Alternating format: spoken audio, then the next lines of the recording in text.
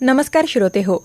आजच्या वृत्तविशेष या कार्यक्रमात आपण जाणून घेऊया राष्ट्रीय मतदार दिनाबद्दल.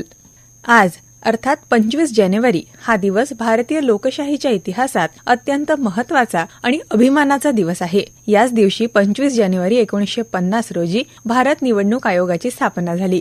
स्वतंत्र भारतानं लोकशाहीची वाट स्वीकारल्यानंतर निष्पक्ष आणि पारदर्शक निवडणूक प्रक्रिया राबवण्याची जबाबदारी या घटनात्मक संस्थेकडे सोपवण्यात आली. त्यामुळे भारतीय लोकशाहीत 25 जानेवारी या दिवसाला अतिशय महत्त्व आहे. तथापि नागरिकांना आपल्या मताची किंमत, उपयोगिता, महत्त्व आणि कर्तव्य कळावं यासाठी 25 जानेवारी 2011 पासून हा दिवस राष्ट्रीय मतदार दिन म्हणून साजरा होतो. 2026 हे वर्ष राष्ट्रीय मतदार दिनाचे 16वे वर्ष आहे. निवडणूक आयोगानं यावर्षी राष्ट्रीय मतदार दिनाचं ब्रीद वाक्य माझा भारत माझं मत हे ठेवलं आहे. भारत हा जगातला सर्वात मोठा लोकशाही देश म्हणून ओळखला जातो. इथं कोट्यावधी मतदार आपला मतदानाचा हक्क बजावतात.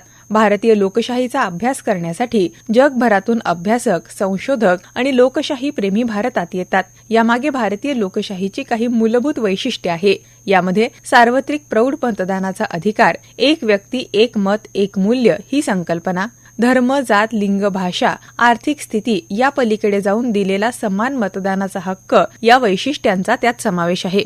भारतीय संविधानाचे शिल्पकार भारतरत्न डॉ. बाबासाहेब आंबेडकर यांनी तयार केलेल्या संविधानात अनुच्छेद 326 नुसार प्रत्येक भारतीय नागरिकाला मतदानाचा समान अधिकार बहाल करण्यात आलाय. हा अधिकार केवळ मतदानापुरता मर्यादित नसून तो देशाच्या भवितव्याचा निर्णय घेण्याचा अधिकार आहे. आपण निवडून दिलेल्या लोकप्रतिनिधीच्या माध्यमातून संविधानाची अंमलबजावणी होते, कायदे बनतात, धोरणं ठरतात आणि देशाची दिशा निश्चित होते. त्यामुळे मतदानाचा हक्क म्हणजे सामान्य नागरिकांच्या हातात दिलेलं अत्यंत प्रभावी लोकशाही अस्त्र आहे. आपलं एक एक मत ग्रामपंचायतीपासून तर संसदेच्या माध्यमातून देश घडवण्यात महत्त्वपूर्ण ठरतं. या देशासाठी काय करायचं तर सर्वप्रथम जागरूक मतदार बनायचं आणि मतदानाचा हक्क प्रत्येक निवडणुकीत गाजवायचा हे प्रथम कर्तव्य संविधानाला अपेक्षित आहे. 18 वर्षांवरील प्रत्येक सुजाण नागरिकाला हा हक्क संविधानानं दिलाय. राष्ट्रीय मतदार दिन साजरा करण्याची सुरुवात माजी राष्ट्रपती प्रतिभाताई पाटील यांच्या कार्यकाळात झाली. यामागील मुख्य उद्देश म्हणजे प्रत्येक नागरिकाला मतदार म्हणून जागरूक करणं, मतदानाचं महत्त्व समजावून सांगणं आणि विशेषतः नवमतदारांना लोकशाही प्रक्रियेत सहभागी होण्यासाठी प्रेरित करणं. माझ्या एका मतानं काहीच फरक पडत नाही ही भावना लोकशाहीसाठी अत्यंत घातक आहे.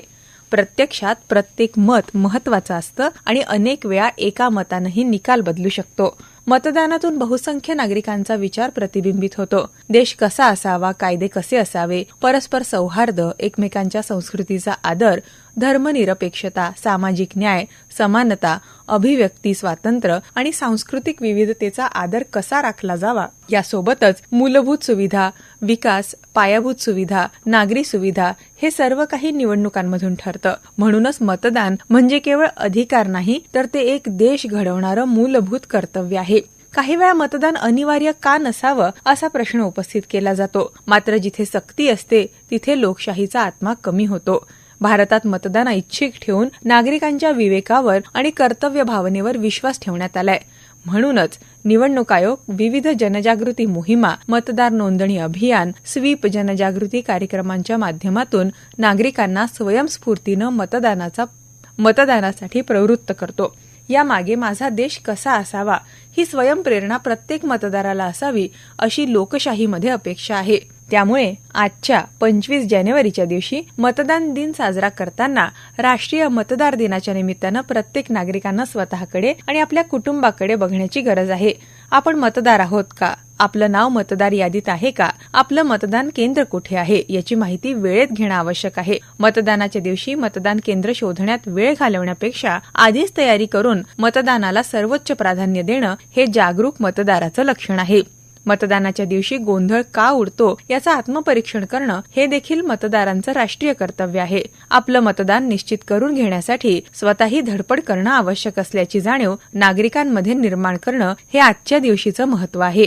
हा एक दिवस स्वातंत्र्य दिन, गणराज्य दिन, संविधान दिवसा इतकाच महत्त्वाचा आहे आणि आत्मपरीक्षणाचा आहे. आताच आपण ऐकली राष्ट्रीय मतदार दिनानिमित्त विशेष माहिती. हा कार्यक्रम आकाशवाणीच्या वृत्त विभागातर्फे सादर करण्यात आला.